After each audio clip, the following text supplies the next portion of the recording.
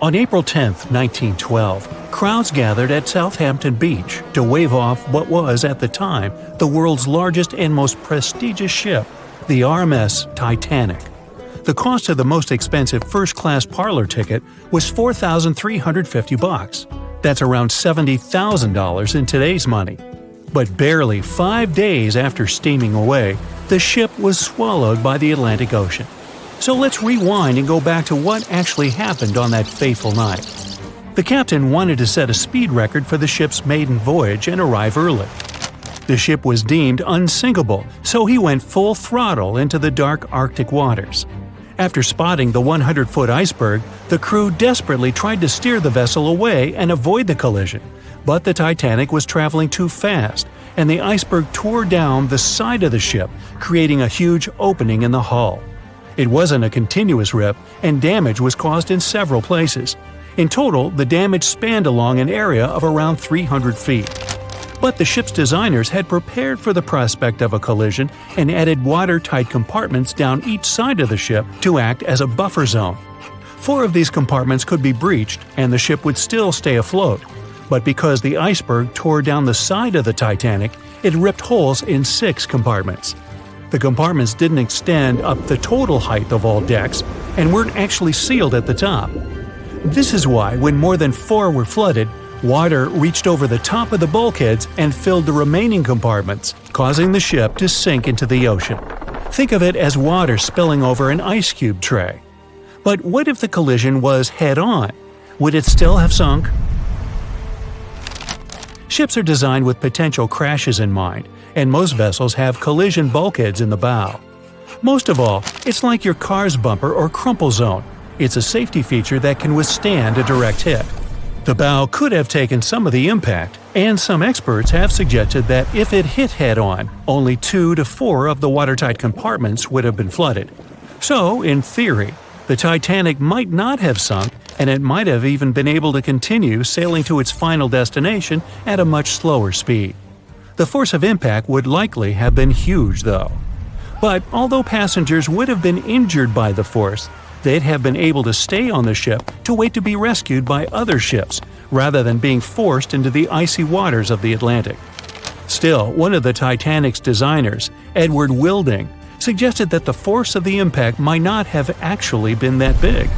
He told the British Inquiry that lots of people scarcely felt the collision, and he believed the ship would not have sunk if it did hit the iceberg head-on.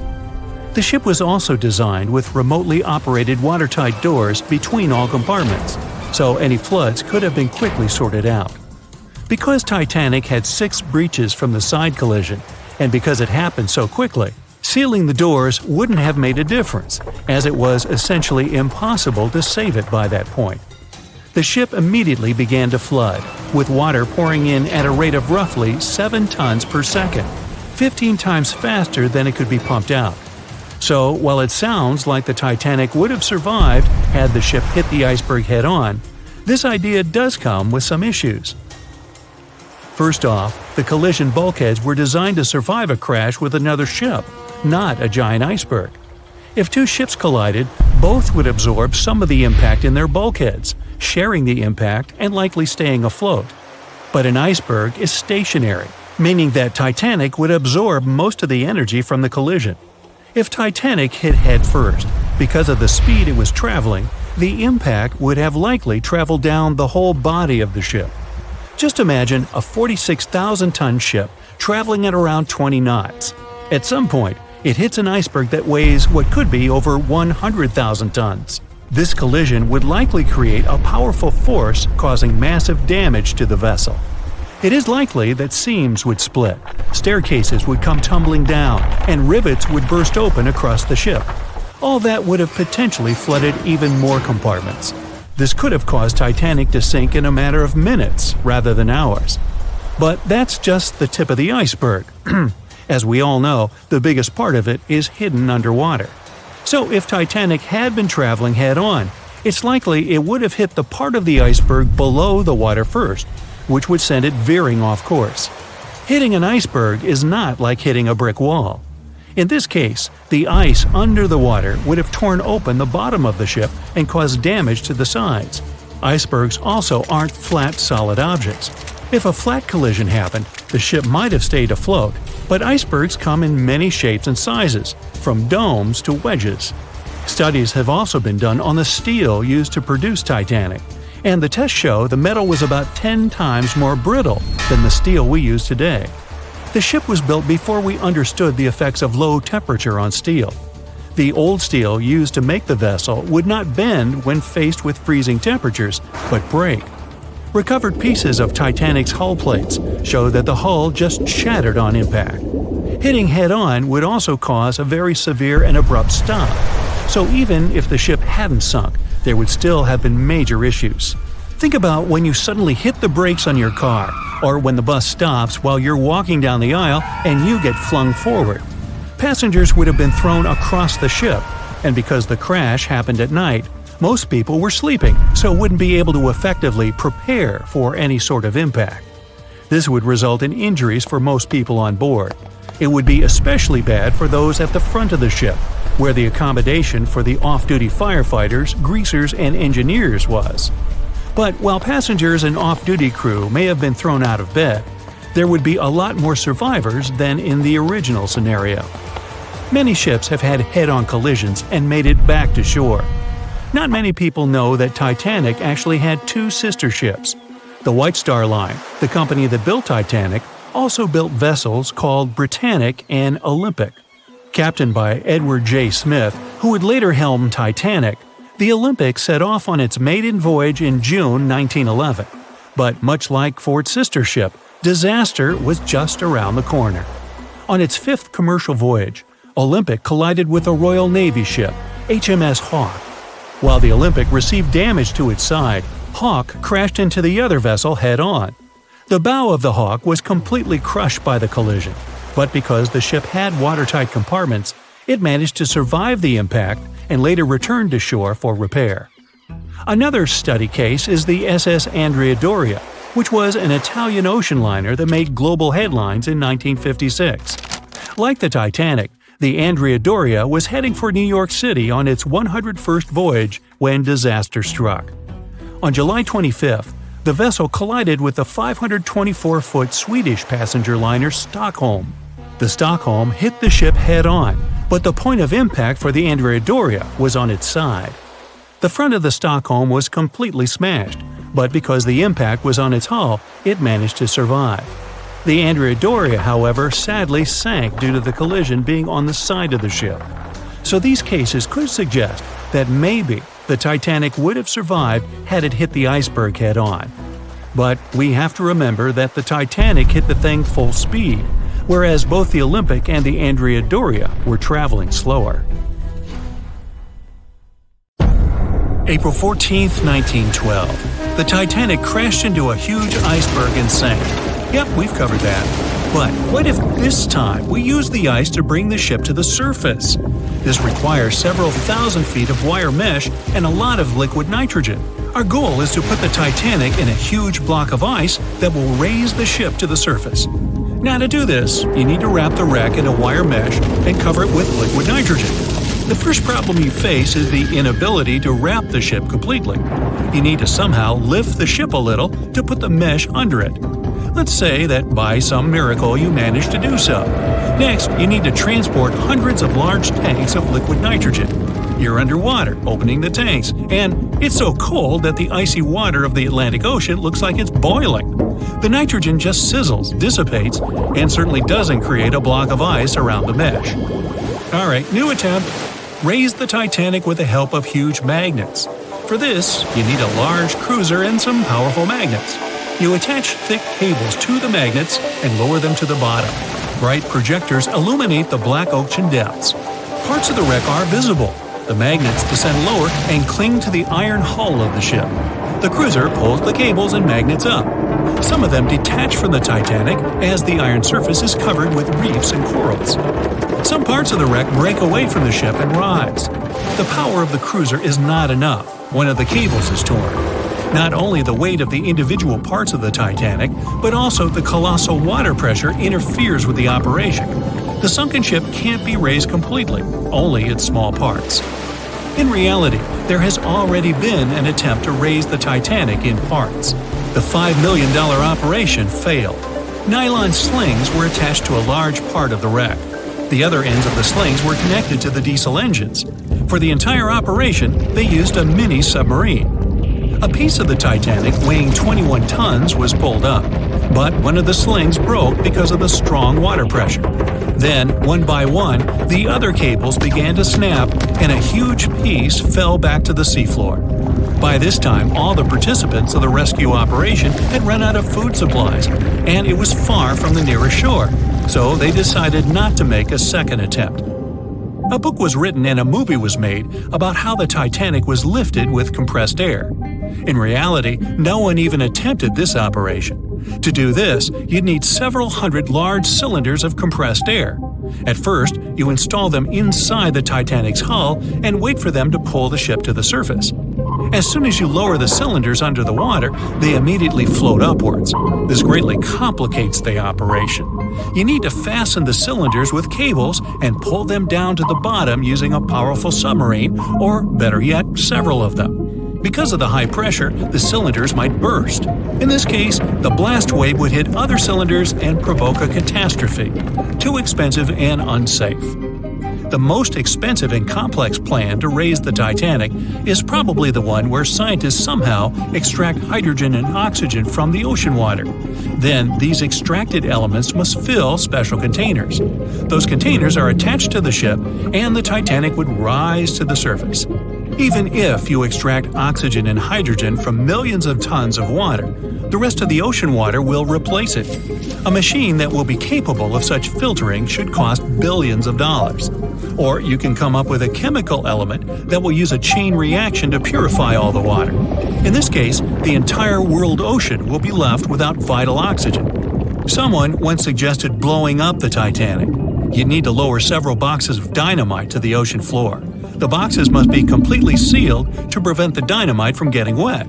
Next, you need to run several miles of wire conducting an electrical current to them. Once all this is done, you sail to a safe distance. Now, you're going to press the button to pass the current through the wire and activate the dynamite. 3, 2, 1, stop! Why would you do this? Even if it works, the wreckage of the Titanic will be scattered in all directions on the seabed. It will be impossible to lift the Titanic from the ocean. Imagine a huge hook that can fetch the Titanic and lift it from the bottom like a fish. This hook must be huge to pick up a sunken ship. Let's say you created it. Next, you're on a huge cruiser, sailing up to the crash site and lowering the hook down like an anchor. It falls right on the Titanic but doesn't cling to it. You need special equipment to attach a bus-sized hook to the Titanic. It would include a huge submarine with mechanical arms. To build such a device and make it work under enormous pressure is already next to impossible. But let's say you finally managed to hook the Titanic. It's then you realize the cruiser doesn't have enough power to lift the ship, weighing more than 50 tons, and the hook that adds about 10 tons more. To complete your task, you'll need a few more cruisers and a few extra $1 million. Once hot wax cools, it hardens and floats on the water surface. What if we deliver it to the ocean floor and pour it inside the Titanic? This may work, given that wax is not an expensive material. So, you melt the wax, pour it into strong tanks, and pull them to the bottom with the help of a submarine. The tanks can withstand enormous pressure, and the submarine has enough power to lower the wax to such a depth. The containers are placed inside the Titanic. Through a remote control, you open the containers, but the wax doesn't pour out. The deeper you go, the colder the water gets. While you were delivering the containers to the ship, the wax was cooling down and getting solid inside. Several containers are pressed against the top of the ship, but it's not enough to lift the Titanic. Other containers simply float away to the surface. And even if the containers were thermostatic and kept hot inside all the time, once released, the wax would solidify in an instant. There would just be no time for it to spread and cover the Titanic from within, so it would just float up as well. Alright, you fill several large and sturdy bags with Vaseline. This substance acts just like wax in the cold. It gets solid and floats. You want to put bags all over the Titanic and just wait for the Vaseline to bring it up. You load the bags into the submarine and descend to the ocean floor. Some parts of the ship can't be reached because of the clinging corals. You decide to unload all the bags in one place, but as soon as you take Vaseline out of the submarine, the bags tear due to the strong pressure. Solid pieces of Vaseline float up, pushed by the water. Mission failed. The craziest idea is to fill the Titanic with millions of ping pong balls. Small plastic balls filled with air should push the ship to the surface. But as soon as you start to lower them to the bottom, the plastic immediately flattens and all the air from the balls pops out. You can deliver the balls inside a submarine, but once you put them inside the Titanic, the pressure will crush them again. Also, you can create balls made from strong ultralight material and fill them with air. In this case, you will need much more money. As soon as you put the balls inside the ship, some of them will immediately slip through the holes in the ship, and the remaining ones won't be enough to lift the wreck weighing more than 50 tons from the bottom. Well, to study the Titanic, you don't need to go down to the ocean floor. On the internet, you can find a detailed 3D map that shows the wreck site, as well as the ship itself on the seabed. To get a realistic picture of the Titanic, researchers used sonar technologies and underwater robots, which took more than 10,000 pictures of the sunken ship. So, what do you think? Leave it alone? Yeah, me too. It was the start of 1912. A giant chunk of ice broke off a glacier in southwest Greenland. The ice was made up of snow that had fallen thousands of years before the event, perhaps as far back as when mammoths still roamed the earth. The iceberg started its journey. It was a huge thing, more than 1,700 feet long and weighing over 75 million tons. It was also a very peaceful chunk of ice. It steered clear of ships and busy transport routes. And then, it somehow floated much further south than other bergs did. Our iceberg was lucky. Others melt long before they get to these low latitudes. Out of up to 30,000 icebergs that drift away from Greenland's glaciers, only 1% ever make it all the way to the Atlantic. Even after melting into the water for months, this massive block of ice was still almost twice as heavy as the Golden Gate Bridge. The iceberg's top part was towering 10 stories over the ocean surface. Several days before our iceberg made it to the Atlantic Ocean, a magnificent ship left port. It was a luxury liner carrying more than 3,000 passengers and crew members. At that time, it was the largest ship ever built. It was the Titanic. The collisions happened on April 14th, when the ship was in the North Atlantic, 370 miles away from Newfoundland. Unable to divert its course, the ship ruptured at least 5 of its hull compartments. They started to fill with water at an alarming speed. The Titanic's compartments weren't capped at the top. That's why the water spilled over and started to flood each succeeding one. The front of the ship began to sink, causing the back part to lift vertically into the air. And then, with a deafening roar, the liner broke in half. The rest is history. But what happened to the iceberg after that? On April 15th, the German ocean liner SS Prinz Adalbert was sailing through the North Atlantic. It was traveling a few miles away from the place where the Titanic had sunk several hours prior. The German ship's chief steward, who hadn't learned about the disaster yet, saw an iceberg. What drew his attention was a large streak of red paint going along the iceberg's base. Surprised, the man took a photo of his discovery. He thought the paint meant a ship had hit the iceberg within the past 12 hours. The next person who saw the iceberg and took another photo of it was the captain of a vessel laying deep-sea telecommunication cables. The ship was sent to help in the area where the Titanic had sunk. The captain later claimed the iceberg he'd seen had been the only one in that area, plus the red paint. It wasn't difficult to connect the dots.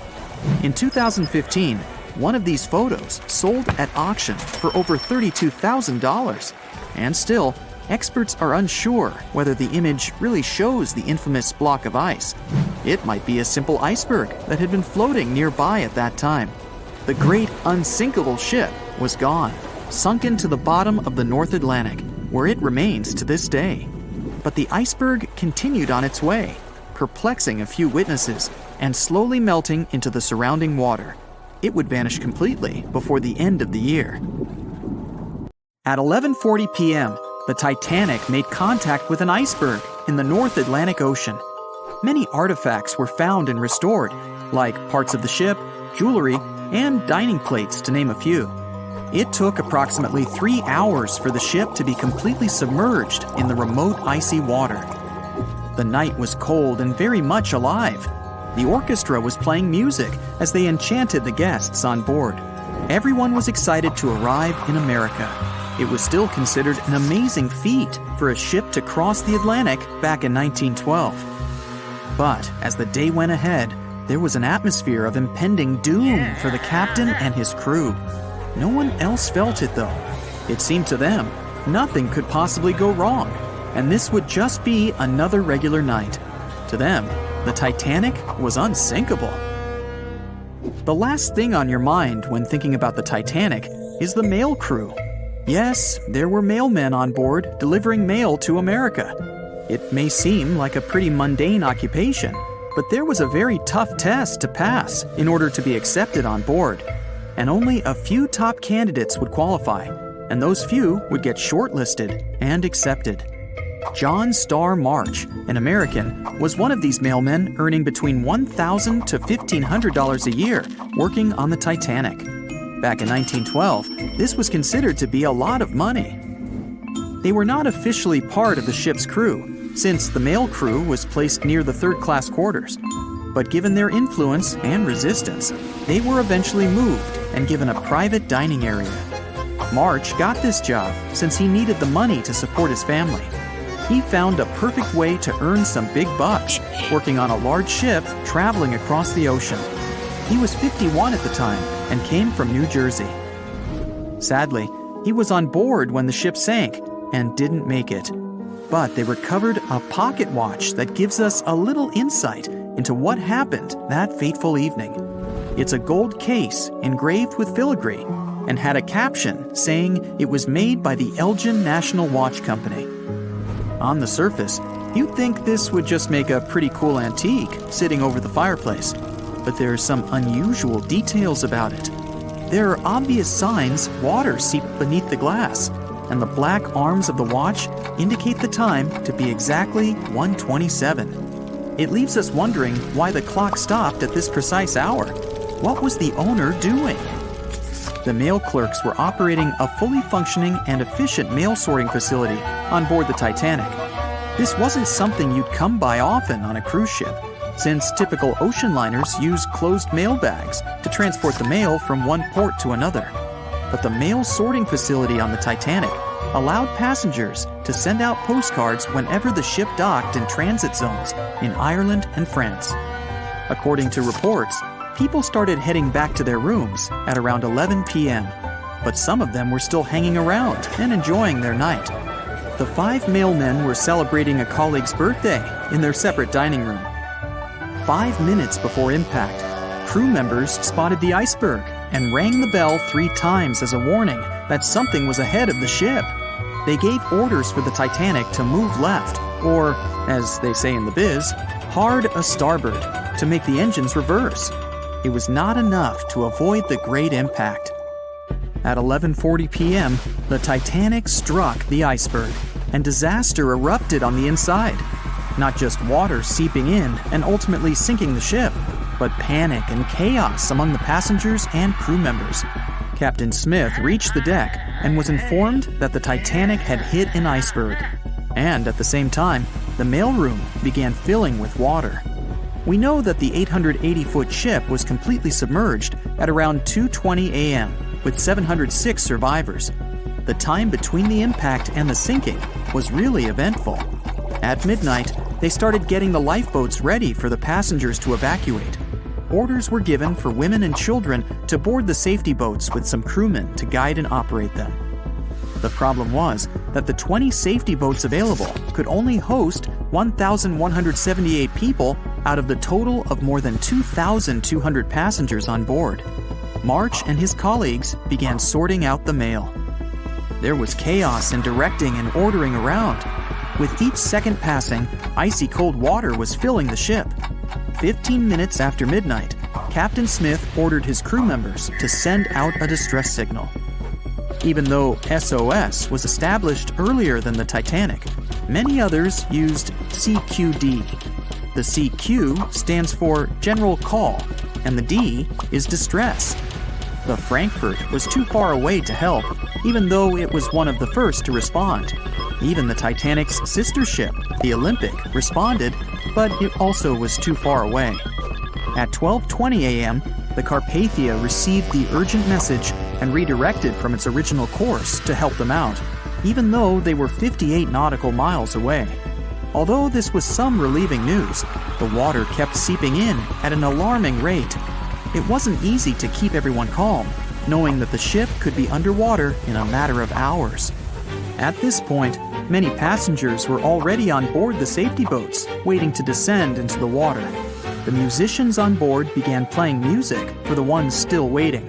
At first, they were playing in the first-class lounge, and then they moved to the deck. There's a debate on how long they were playing for and what song it was. None of the musicians made it out. The 5 mailmen on board were also doing their duties while the ship was sinking. According to a ship officer, the mailroom was already covered in water above the ankles, and the mailmen were busy trying to save as much mail as they could. March was one of them. There were bags of mail floating around. They started with the registered mail. Witnesses of the Titanic sinking reported the mailmen were putting bags of mail on the deck to keep them from getting wet until help arrived. They also mentioned bags of mail were floating about in the freezing water. It wasn't until 12:45 a.m.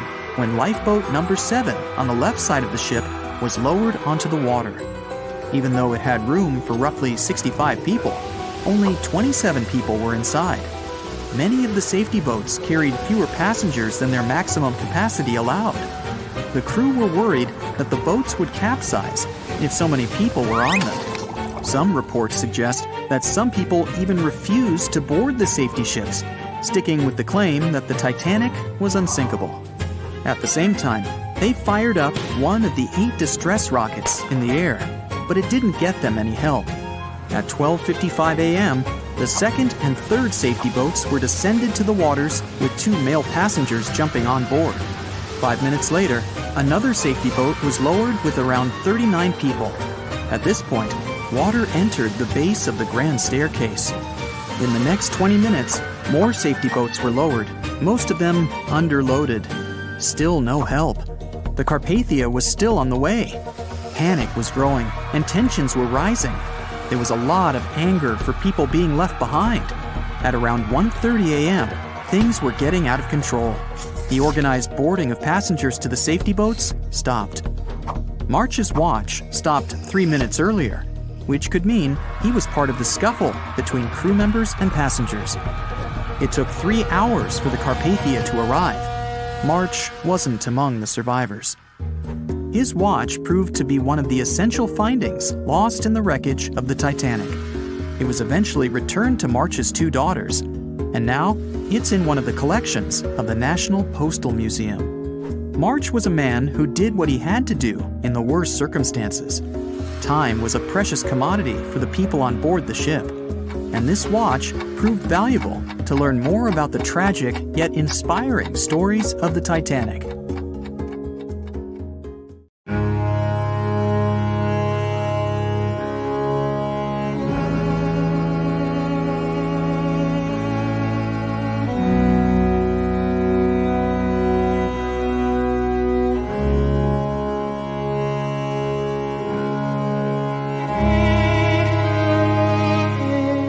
We've lived together for many years.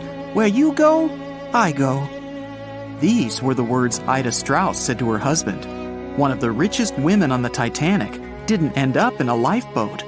Ida chose to stay behind with her beloved Isidore. Moments earlier, she gave her maid a precious gift that probably saved her life. Isidore and Ida Strauss were both born in Germany and emigrated to the United States as kids. They met in New York and got married 5 years later. The couple had 7 children, but luckily, none of them were on the Titanic. Isidore worked for his father's shop in his late teens. Then, he started a china and porcelain business with his brother that grew into the glassware department at Macy's. Eventually, the brothers took over the entire department store and became multi-millionaires. Isidore and Ida were well known in New York for their wealth, charity, and their incredible love and devotion to each other. Whenever Isidore went on a business trip around the States or to Europe, his wife would go with him. When she couldn't, they'd write long letters to each other every day. The couple visited their native Germany every now and again, too. In 1912, they escaped the bone-chilling New York winter and headed for Europe. By that time, they'd already been married for 40 years. They mostly spent time in sunny southern France and also stopped by Isidore's hometown. In early April, it was time for them to sail back home to New York. They normally traveled on one of those huge German liners they had back then. This time, though, everyone was talking about the new luxury liner, the RMS Titanic. They couldn't resist it and immediately bought up some sweet first-class tickets. On April 10th, they boarded the newest ship of the White Star Line. This was going to be great. Ida and Isidore scored one of the 39 private suites at the top of the ship. The tickets cost around $100,000 in today's money. Some of the richest people in the world were staying next to them.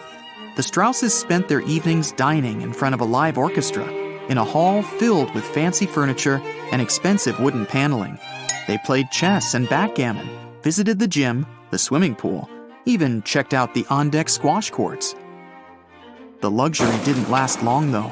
On the night of April 14th, the ship had its run-in with the most famous iceberg in history. It felt like a slight tremor, a little rumble, that's it. Nobody realized they were in any kind of danger. Passengers even started throwing snowballs made from the chunks of ice that had fallen on the deck. The ship officers told everyone they'd be fine. Moments later, Captain Edward Smith announced it was time to put those life jackets on and get into the lifeboats. All 20 of them were stored on the upper deck. They could have had more, but the ship's designers thought it would make the deck look too messy. There was actually a lifeboat drill scheduled for that day, but instead, they had the real thing. Pretty much only first-class passengers were going to be getting on those lifeboats. The Strausses left their private suite and waited for instructions from the crew. A lot of them were still confident. They told the passengers not to lose their passes. They'd need them when everyone got back on board. That was never going to happen. The ship was going under. The crew announced that women and children would board first. The Strausses were standing next to Lifeboat 8. Mr. Strauss, who was 67 at the time, was offered a seat with his wife because of his age. He refused it, saying he was not too old to sacrifice himself for a woman. He wanted to wait and make sure no women and children were left behind. Ellen Bird, Ida's new maid, hesitated before getting on the lifeboat, but Ida told her to go. There was still room for Ida, and the other first-class women were yelling to her to join them. It took about 10 minutes to load each boat. That's how long Ida had to choose her destiny. She took off her beautiful mink coat and handed it to her shivering maid. Ida said she wouldn't be needing it anymore. But the lifeboat wouldn't leave without her. Sailors tried to grab her and force her on the boat. Meanwhile, the Titanic's orchestra was still playing some pretty upbeat music in the background. Crazy. Ida dodged the sailors' hands and stayed on deck. Isidore was begging for her to go. She refused to leave him, no matter what. All the survivors in Lifeboat 8 remembered her final words about true love in the face of tragedy. We've lived together for many years. Where you go, I go. It took a whole hour for the first lifeboat to splash down into the icy water. The last memory of the Titanic for many passengers was Isidore and Ida standing arm in arm on deck. More than 200 first-class passengers survived. Some of them said the Strausses sat down peacefully in 2 deck chairs, holding hands, just waiting. The 25 passengers on Lifeboat 8 spent the rest of the night rowing to safety. They were chasing what they thought were the lights of a ship. It turned out the rescue boat showed up from the opposite direction. They were lucky to be found at all. Many of the passengers, including Ellen Bird, shared the story of Ida and Isidore with reporters, saying it was their most important memory from that horrible night. A month later, around 30,000 people went to their memorial service. Even the mayor of New York showed up. No one seemed surprised the couple gave up their lives for others. Ellen Bird tried to give the famous mink coat back to the Strauss family, but they asked her to keep it in memory of Ida. The only thing that was with the Strausses that night that still exists is a gold and onyx locket. Isidore had it on his pocket watch. The locket had 2 photos in it, one of their oldest son and one of their oldest daughter. The locket was sealed so tight, the photos never got wet. Some of the jewelry from the Titanic stayed intact, even after 70 years. The 1985 expedition found necklaces, rings, brooches, cufflinks, all that kind of stuff. One rusty pocket watch they found had stopped at 1:45 a.m. That was about the time the ship went under. A book collector on the Titanic made sure his mother and her maid got into a lifeboat. He wasn't so lucky. In his luggage was a rare 400-year-old book. This collector was going back to New York after a successful book hunting trip. That little book's lying on the ocean floor somewhere, along with the 7 million pieces of mail the Titanic was transporting. One letter was written by a first-class passenger to his mother the day before the Titanic went down. It was the only letter written on board that survived the icy Atlantic. It was found folded up in a notebook inside a pocket. Another first-class passenger was a German-born chemist. He was traveling to New York to start his own perfume shop. All that was left of him was a bag full of perfume samples. As the Titanic was sinking, violinist Wallace Hartley and his orchestra kept playing to the very end. When Hartley realized he wasn't going to make it, he decided to save the most precious thing he had, his violin. He put it in a leather bag so it would float. 10 days later, they found the violin, damaged by water. His fiancée kept it, and years later, it was sold at auction for $1.7 million. It's still one of the most important Titanic artifacts. The 5 grand pianos on board weren't so lucky. They're still down there somewhere. Divers did manage to recover one piece of sheet music, though. It was a song from a Broadway play. It was still readable, even after more than 70 years underwater. The only car on the Titanic would probably be worth millions today. The Renault CB Coupe belonged to a first-class passenger, William Carter. Obviously, it didn't survive. Carter and his family did survive that horrible night, and even submitted a $5,000 insurance claim on the car. Well, it was brand new and all. You sit up on the bed, put your feet down on the floor, and feel the cold water. You quickly run out of the cabin and find yourself in a long corridor. The water is knee-deep. People are putting on life jackets, running toward the stairs. You run after them and find yourself in chaos. Water is everywhere. A woman slips on the stairs and falls. You help her up. People from all sides are pushing you. Everyone is trying to climb the stairs. There's more water behind you. The cabin you've just left is completely flooded. A few more seconds and the water level will rise above your head. Fortunately, everyone manages to get out. The upper deck is breaking. The huge ship is tilted to the side. The sound of breaking wood, the grinding of iron, and the shouts of people mix with the music played on violins by several musicians. You head for the lifeboats and feel like you're climbing a mountain. There are no lifeboats available, but you find a life jacket. The entire bow of the ship has sunk under the water. You're at the very edge of the stern and decide to jump. You wait for the ship to sink deeper into the water so the distance between you and the ocean surface is reduced. You finally jump and find yourself in the icy water. It's 28 degrees Fahrenheit, not enough to freeze the ocean, but sufficient to turn a puddle on the road into ice. You're having a hard time breathing because of the cold. You watch as one of the most majestic, unsinkable ships in history sinks. In 1.5 hours, another liner will arrive and rescue all the survivors. But before that, you have to handle this situation somehow. 90 minutes to survive the night in the icy waters of the Atlantic Ocean, among chaos, screams, and despair. Only one thing can be even worse: sharks. Everyone knows the story of the Titanic. What if the survivors noticed shark fins among the wreckage? Theoretically, it could have happened. Scenario 1. The sounds of the crash and the vibrations in the water could attract great white sharks. They swim in the cold waters of the Atlantic Ocean, where the disaster occurred. They are some of the most dangerous predators on the planet. They're big, fast, strong, and their 300 serrated teeth are sharp as a blade, lined in several rows. And now, you see a few triangular fins sticking out of the water. They quickly circle you and the other people.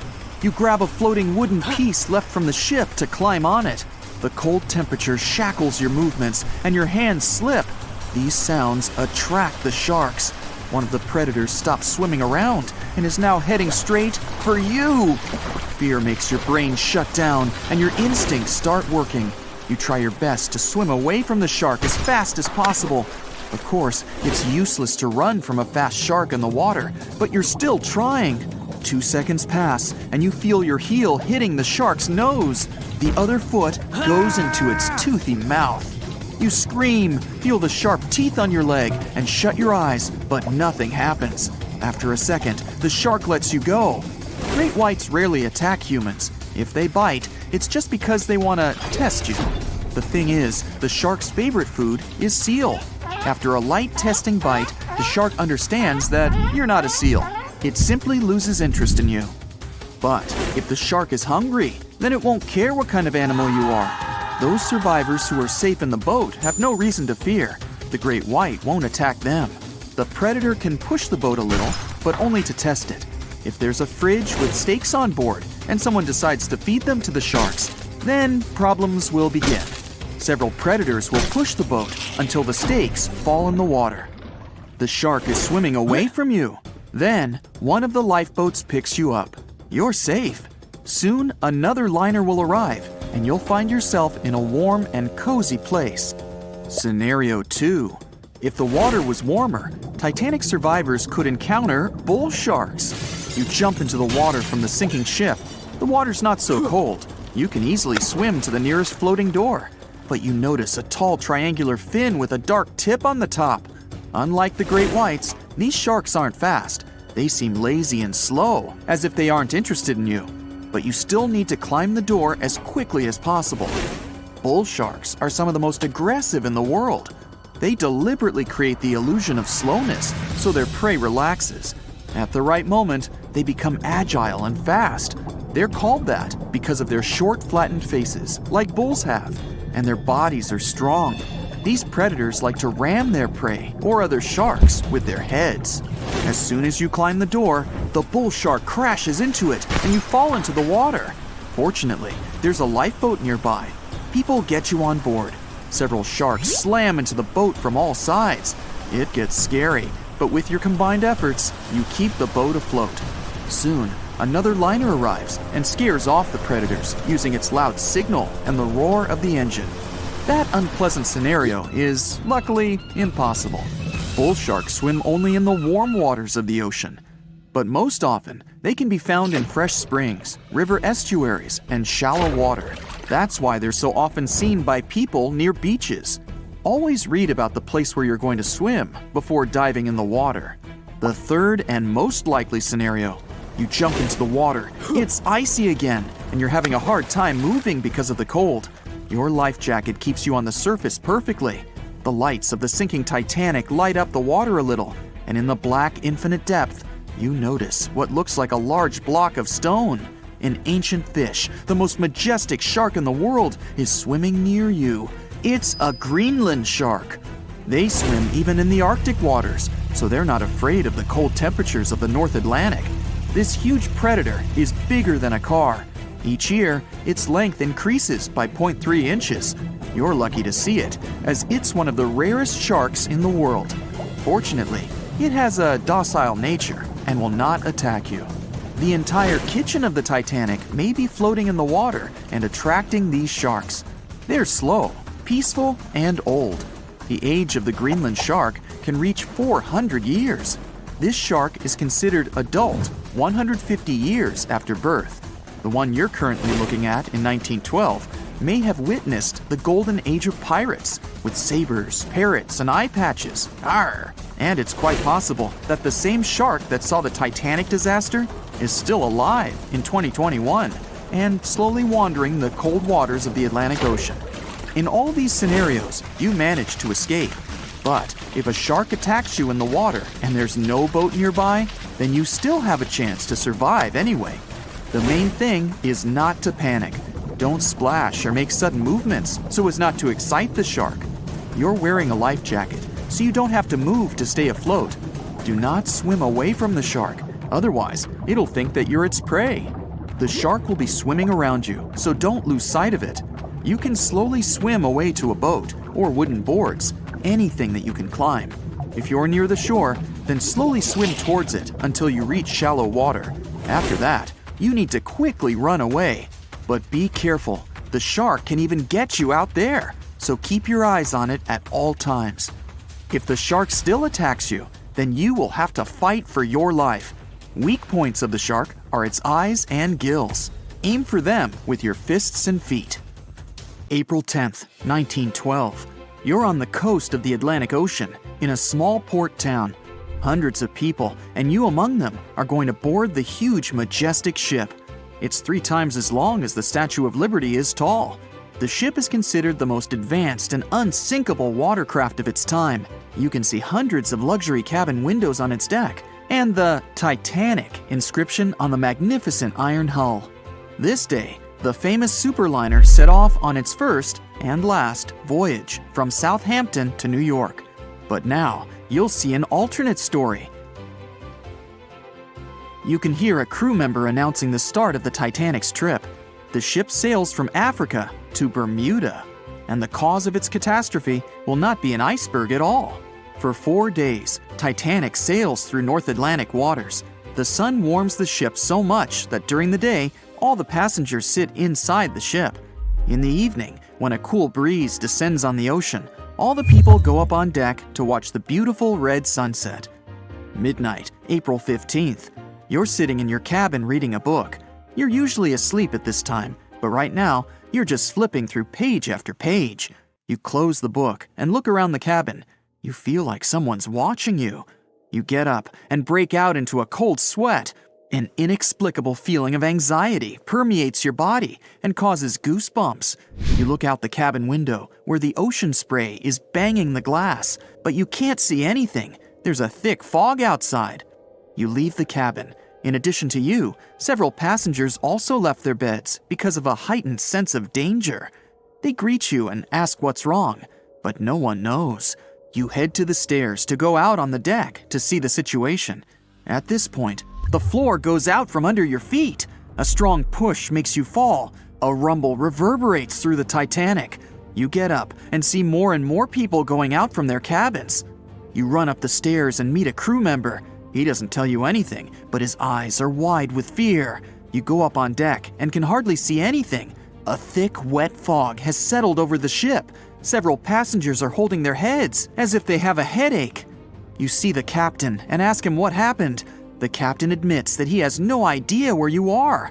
You see a compass in his hand. The arrow turns in different directions. It's impossible to determine where exactly the ship is now. Interestingly, there was no such thing as the Bermuda Triangle before 1964, but the first reports of missing ships in this area date back to the middle of the 19th century. Another push. This time you've managed to stay on your feet. It felt like something big just hit the ship. You run to the railing at the edge of the deck and stare overboard. Through the white fog, you notice a huge shark fin. You haven't seen the full size of the shark, but from what you've seen, it must be as long as a train car. The shark swims away, but after a few seconds, you can see its fin again. It quickly approaches the ship and grabs the iron hull with its huge jaws. The deck is shaking. You can hear the grinding of metal. It seems this huge predator just made a hole in the hull. Only one creature on the planet can do this, the Megalodon. It's an ancient marine predator that measured almost 60 feet in length. Megalodon had no competition in the ocean. It was at the top of the food chain. It's believed the shark disappeared millions of years ago, but the ocean is only 5% explored. Here, it's alive and swimming in the mysterious waters of the Bermuda Triangle. Everyone aboard the ship is panicking. People from the lower decks are running upstairs. The Titanic slowly sinks and tilts to the side. Everyone goes to the lifeboats, but no one dares to get in them while the huge ancient monster is around. The ship's bow submerges under the water. You stand on the left side of the deck and see the megalodon bite off pieces of the iron hull. You shout to the people in the stern section that the megalodon is busy and they have time to evacuate. The first rescue boats with passengers go down on the water. Some passengers just jump overboard. Fortunately, the water is much warmer than the place where the Titanic actually sank. You put on a life jacket and jump too. The megalodon attacks the ship and drags it deeper into the water. The smell of the Titanic's kitchen must have attracted it. You find yourself among the ship's flotsam and lifeboats. The fog's finally rising. The starry sky and the moon illuminate the sea's surface. People help you to climb on board a rescue boat. Everyone tries to sail as far away from the sinking ship as possible. You see the huge shark swimming around the Titanic. At this moment, something distracts it, and the predator goes away. More than half of the ship is already under the surface. The second part looks like a candle sticking out of the water. The ocean is calm, the sky's clear and cloudless, there's no wind. From the side, you see a huge wave growing behind the Titanic. It's about 50 feet high, like a 5-story building. It knocks the ship down as easily as if it was made of paper. The monster wave dissolves in the water as quickly and unexpectedly as it appeared. You've just witnessed a rogue wave. This phenomenon occurs all over the world. Enormous waves suddenly appear, demolish ships, and disappear without a trace. Scientists still can't determine their exact nature, but according to the most popular theory, these waves are formed by kinetic vampirism. Under certain natural conditions, waves accumulate and exchange kinetic energy. Among all the waves out there, there is one vampire wave that absorbs the energy of all the others. When a lot of energy is accumulated, a huge wave grows and splashes it all out. Some believe the frequent disappearance of ships in the Bermuda Triangle occurred because of rogue waves. The people on the boats calm down. Someone sends a flare into the sky. You look at the ocean and see the triangular fin of the megalodon emerging from the water. It's the size of a sailboat, and it's coming your way. You row the oars as fast as you can. People are screaming and calling for help. There's no chance of escape. The legendary monster is getting closer and closer. The shark's head peeks out from under the surface. It opens its huge maw filled with hundreds of sharp teeth. Each of them is the size of your palm. The boat would fit entirely inside the shark's mouth. It can swallow you whole. The shark stops and closes its mouth at arm's length from the boat. You can see the water bubbling around you. From the ocean depths, several giant tentacles lash out and wrap around the megalodon. They pull the shark down. You look over the side and see a purple glow with a black circle in the center. Someone on the boat notices it too. People start screaming, "It's looking at us!" a woman shouts. After a second, you get goosebumps, and a shiver runs through your entire body. This purple glow is something's eye, and the black circle is the pupil. The creature that is looking at you right now is so big that the boat seems like a grain of rice to it. It's the Kraken!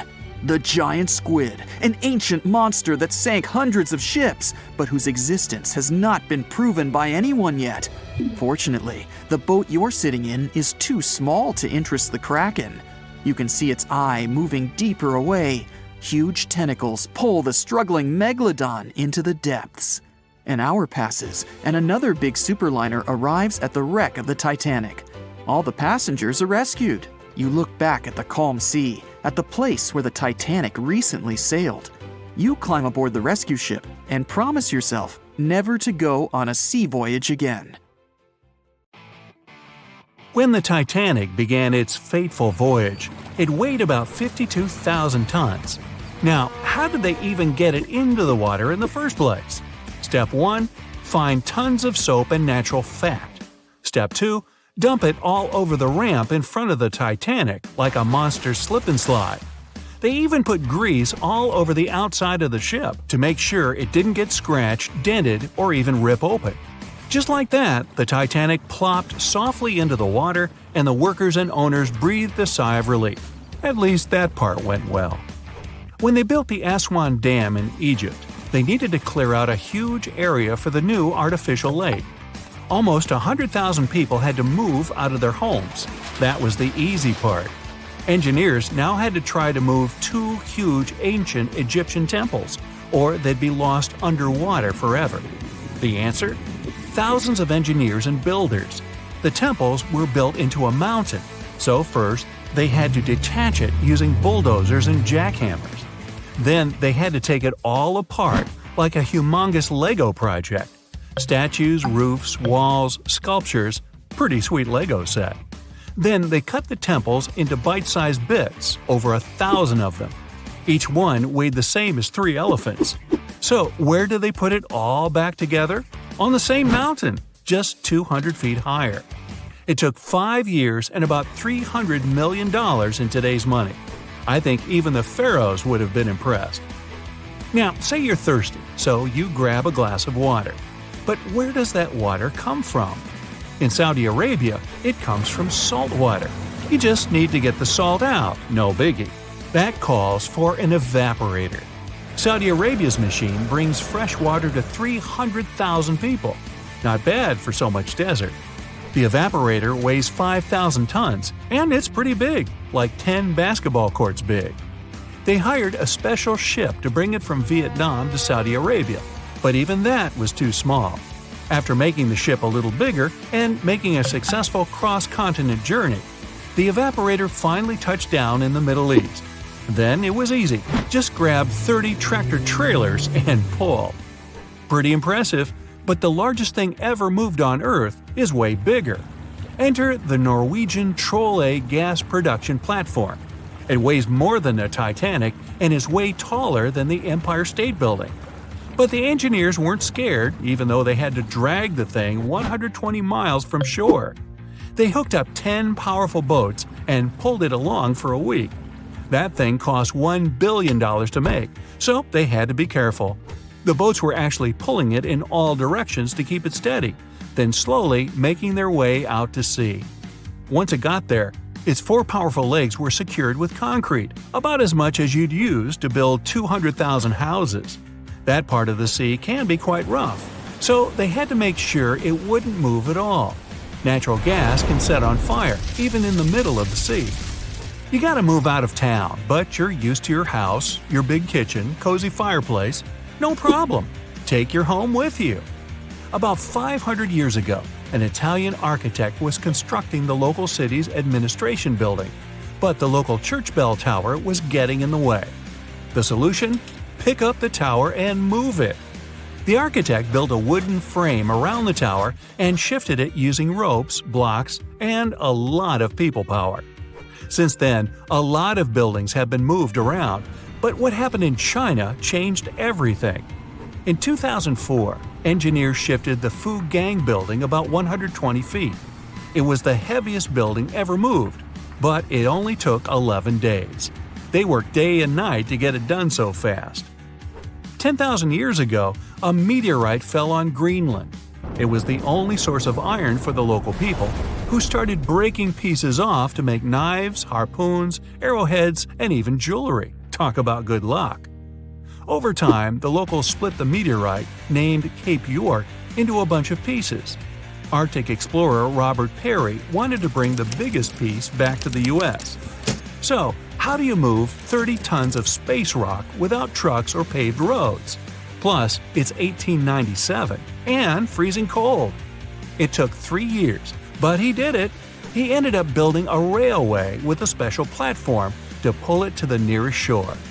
It was the first and last railway in Greenland. Peary sold the meteorite for $40,000. Today, that would be about $1 million.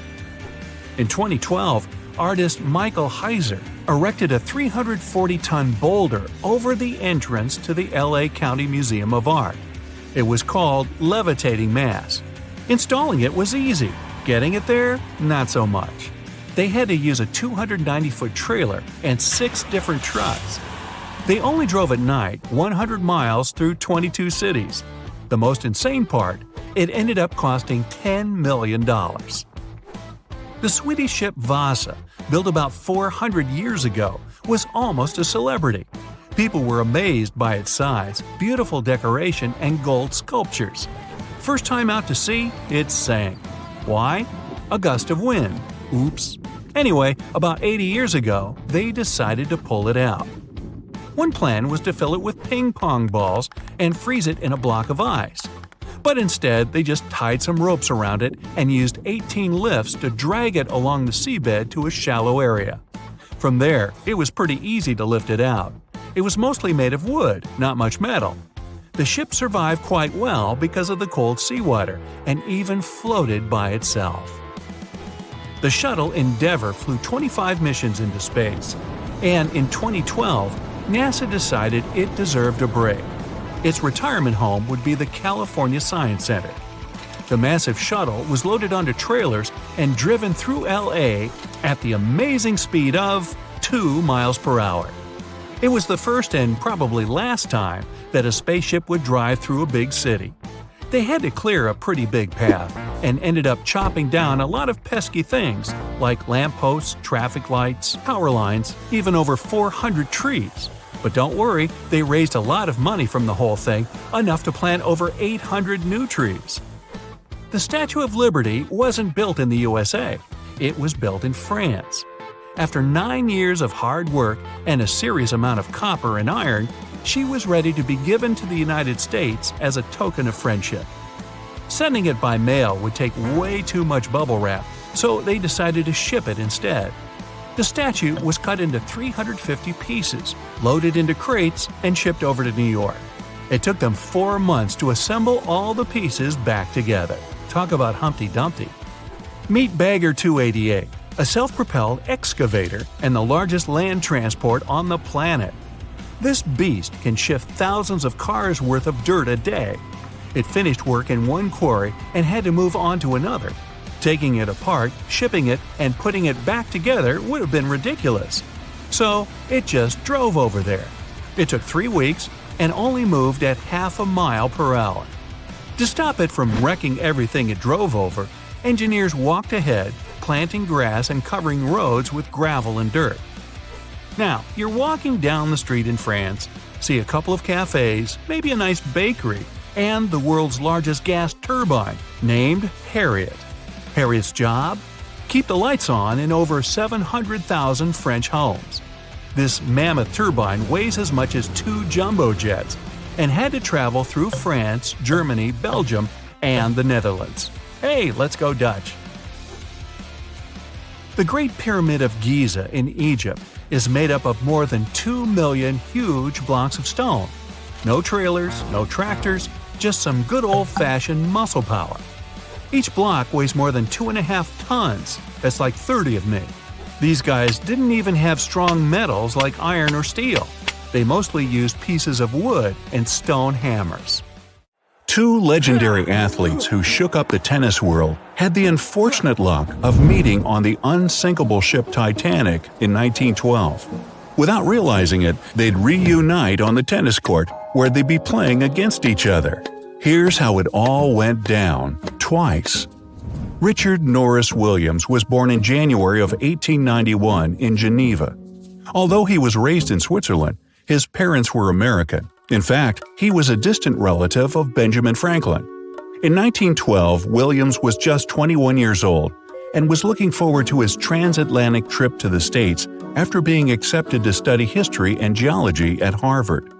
But before his student life started, he had something else planned. He loved playing tennis and was quite the athlete. So he and his father decided to travel earlier than his mother in order to take part in a few tournaments. Williams and his dad took the train from Geneva to head to Cherbourg, France, where they would board the Titanic. On the way, Williams noticed a familiar face in one of the cars. It was another well-respected tennis player by the name of Carl Bear. The two locked eyes for a moment on the train. not realizing that fate was about to align their lives in an incredible way. Bear was 26 years old at the time. He was born in 1885 in Brooklyn, New York. He had already completed his studies at Yale in law. 2 years before boarding the Titanic, he'd taken the bar exam. But you see, just like Williams, he also loved tennis a little too much. He'd already become famous in the tennis world for representing the United States in the 1907 Davis Cup final. But unfortunately, he lost in the doubles final at Wimbledon that same year. But Bear was boarding the Titanic for a more personal reason than Williams. He'd fallen in love with his sister's friend, Helen Newsom, and was planning to marry her. But it wasn't that easy. Her family wasn't in favor of their relationship at all. Helen was from Ohio, and her parents had decided to take her on a grand European trip to separate the couple. But as soon as Carl found out, he rearranged his business schedule and joined Helen. After the European adventure was over, all of them were going to return to America together on the unsinkable ship. Bear was a first-class passenger and was given the cabin C-148, and Williams and his father were first-class passengers in the shelter deck. The tickets they bought for each suite cost 30 British pounds, and to put that into perspective, that equals $4,060 today. A few days after setting off, tragedy struck when the Titanic hit the iceberg. As the situation became clear, panic set in, and people were hastily instructed to get into the lifeboats. Carl Bear wasn't going to leave the side of his love, Miss Newsom, so he went with her and her parents to lifeboat number 5. Now, there was this priority boarding rule back then, that women and children had to go into the boats first. The last lifeboats, if there were any, would be filled with men. Bear and his companions met Bruce Ismay on the deck, who was the managing director of the White Star Line that owned the Titanic. As soon as he saw them, he advised everyone to get into a lifeboat. This way Bear, who seemed like a muscular guy, could row the boat away with the rest of the gentlemen. Unfortunately, Williams had a more difficult evening. He and his father tried to guide as many passengers as they could into the lifeboats. Since most of them weren't leveled, they had to stand on the edge and help the survivors in. As they lowered the last one into the ocean, they made their way to the captain's bridge. At one point, they stood on the deck and glanced at the small lights in the lifeboats gliding in the distance. They were trying to figure out what to do, but the ship was beginning to sink and one of the giant funnels came off, hurtling towards Williams and his father. Desperately leaping out of the way, Williams plunged into the icy cold water. The funnel hit the water nearby, pushing him out further. He eventually found himself clinging onto one of the lifeboats that had been flipped upside down. It was collapsible A. At some point, Williams managed to climb onto the boat and stand on it. He was wearing a thick fur coat and shoes that he removed as soon as he got out of the water. After being in the freezing cold water for a few hours, he and a few other passengers were finally taken into Lifeboat 14. Because they'd been submerged under the freezing water from the waist down for so long, all of the survivors from the collapsible needed medical care immediately. When the Carpathia ship arrived, Williams was taken on board. When the doctor looked at his legs, he was shocked.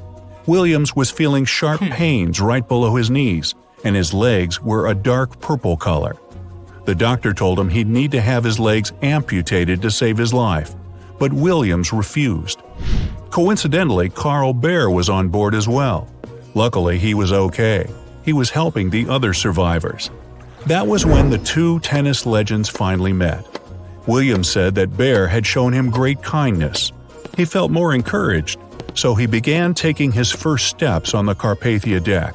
He didn't want his tennis career to be cut short, so he fought through the pain, got up every 2 hours, and walked around to get some circulation going in his legs. As time progressed, so did Williams' health condition.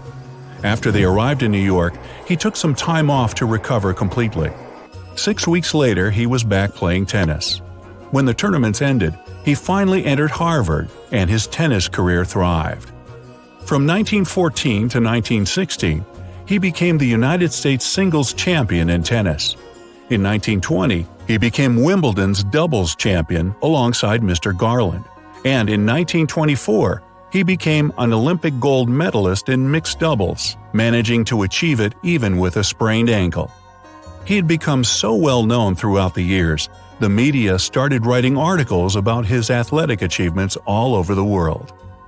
The first time Bear and Williams would face each other in a match was in 1912, not long after their shared tragedy on the sinking ship. Bear was the champion of that game, and it was Williams' first defeat in America. After that match, he kept training, and 2 years later at the rematch, Williams would turn things around to become the champion. After he defeated Bear in the quarterfinals, Williams went on to take his title for the first time ever. He became one of the best tennis players of his time, winning the Davis Cup 5 times, the Wimbledon doubles, and the U.S. Nationals twice. Both of these legends were given a place in the International Tennis Hall of Fame. While tennis was a huge part of both men's lives, it wasn't the only success they found. After their sports careers were over, they both became remarkable financiers. Bear gave up on his career as a lawyer and became interested in banking. At one point, he became the director of an interchemical company. Interestingly, Williams also followed a similar path. He became an investment banker and was the president of the Historical Society of Pennsylvania. Many years after the incident, 2 books came out sharing the two men's stories on the Titanic. Nobody knew about their encounters or their friendship. The similarities between them were uncanny.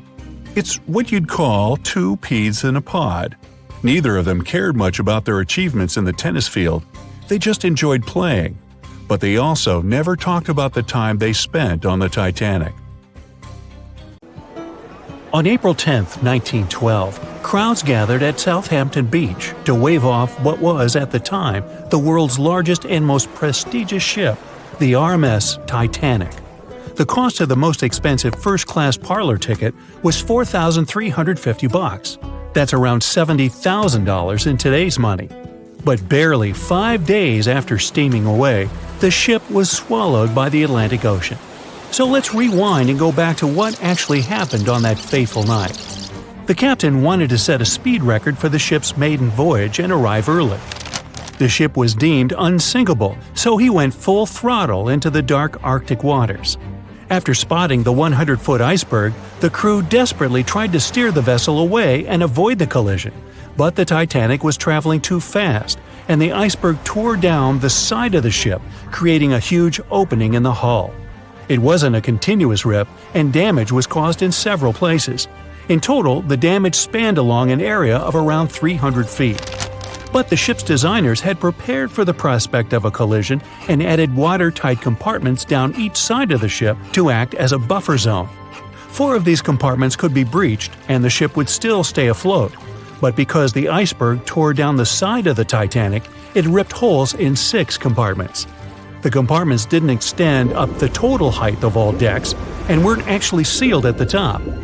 This is why, when more than 4 were flooded, water reached over the top of the bulkheads and filled the remaining compartments, causing the ship to sink into the ocean. Think of it as water spilling over an ice cube tray. But what if the collision was head-on? Would it still have sunk? Ships are designed with potential crashes in mind, and most vessels have collision bulkheads in the bow. Most of all, it's like your car's bumper or crumple zone. It's a safety feature that can withstand a direct hit. The bow could have taken some of the impact, and some experts have suggested that if it hit head-on, only 2 to 4 of the watertight compartments would have been flooded. So, in theory, the Titanic might not have sunk, and it might have even been able to continue sailing to its final destination at a much slower speed. The force of impact would likely have been huge, though. But although passengers would have been injured by the force, they'd have been able to stay on the ship to wait to be rescued by other ships, rather than being forced into the icy waters of the Atlantic. Still, one of the Titanic's designers, Edward Wilding, suggested that the force of the impact might not have actually been that big. He told the British Inquiry that lots of people scarcely felt the collision, and he believed the ship would not have sunk if it did hit the iceberg head-on. The ship was also designed with remotely operated watertight doors between all compartments, so any floods could have been quickly sorted out. Because Titanic had 6 breaches from the side collision, and because it happened so quickly, sealing the doors wouldn't have made a difference, as it was essentially impossible to save it by that point. The ship immediately began to flood, with water pouring in at a rate of roughly 7 tons per second, 15 times faster than it could be pumped out. So, while it sounds like the Titanic would have survived had the ship hit the iceberg head-on, this idea does come with some issues. First off, the collision bulkheads were designed to survive a crash with another ship, not a giant iceberg. If 2 ships collided, both would absorb some of the impact in their bulkheads, sharing the impact and likely staying afloat. But an iceberg is stationary, meaning that Titanic would absorb most of the energy from the collision. If Titanic hit head first, because of the speed it was traveling, the impact would have likely traveled down the whole body of the ship. Just imagine a 46,000-ton ship traveling at around 20 knots. At some point, it hits an iceberg that weighs what could be over 100,000 tons. This collision would likely create a powerful force causing massive damage to the vessel. It is likely that seams would split, staircases would come tumbling down, and rivets would burst open across the ship. All that would have potentially flooded even more compartments. This could have caused Titanic to sink in a matter of minutes rather than hours. But that's just the tip of the iceberg. As we all know, the biggest part of it is hidden underwater. So if Titanic had been traveling head-on, it's likely it would have hit the part of the iceberg below the water first, which would send it veering off course. Hitting an iceberg is not like hitting a brick wall. In this case, the ice under the water would have torn open the bottom of the ship and caused damage to the sides. Icebergs also aren't flat, solid objects. If a flat collision happened, the ship might have stayed afloat, but icebergs come in many shapes and sizes, from domes to wedges. Studies have also been done on the steel used to produce Titanic, and the tests show the metal was about 10 times more brittle than the steel we use today. The ship was built before we understood the effects of low temperature on steel. The old steel used to make the vessel would not bend when faced with freezing temperatures, but break. Recovered pieces of Titanic's hull plates show that the hull just shattered on impact. Hitting head-on would also cause a very severe and abrupt stop, so even if the ship hadn't sunk, there would still have been major issues. Think about when you suddenly hit the brakes on your car, or when the bus stops while you're walking down the aisle and you get flung forward. Passengers would have been thrown across the ship, and because the crash happened at night, most people were sleeping, so wouldn't be able to effectively prepare for any sort of impact. This would result in injuries for most people on board. It would be especially bad for those at the front of the ship, where the accommodation for the off-duty firefighters, greasers, and engineers was. But while passengers and off-duty crew may have been thrown out of bed, there would be a lot more survivors than in the original scenario. Many ships have had head-on collisions and made it back to shore. Not many people know that Titanic actually had 2 sister ships. The White Star Line, the company that built Titanic, also built vessels called Britannic and Olympic. Captained by Edward J. Smith, who would later helm Titanic, the Olympic set off on its maiden voyage in June 1911. But much like Ford's sister ship, disaster was just around the corner. On its 5th commercial voyage, Olympic collided with a Royal Navy ship, HMS Hawke.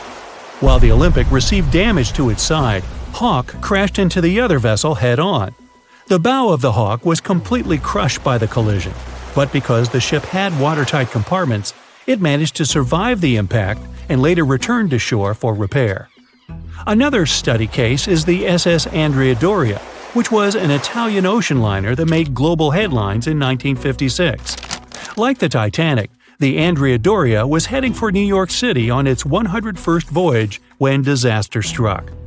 On July 25th, the vessel collided with the 524-foot Swedish passenger liner Stockholm. The Stockholm hit the ship head-on, but the point of impact for the Andrea Doria was on its side. The front of the Stockholm was completely smashed, but because the impact was on its hull, it managed to survive. The Andrea Doria, however, sadly sank due to the collision being on the side of the ship. So these cases could suggest that maybe the Titanic would have survived had it hit the iceberg head-on. But we have to remember that the Titanic hit the thing full speed, whereas both the Olympic and the Andrea Doria were traveling slower.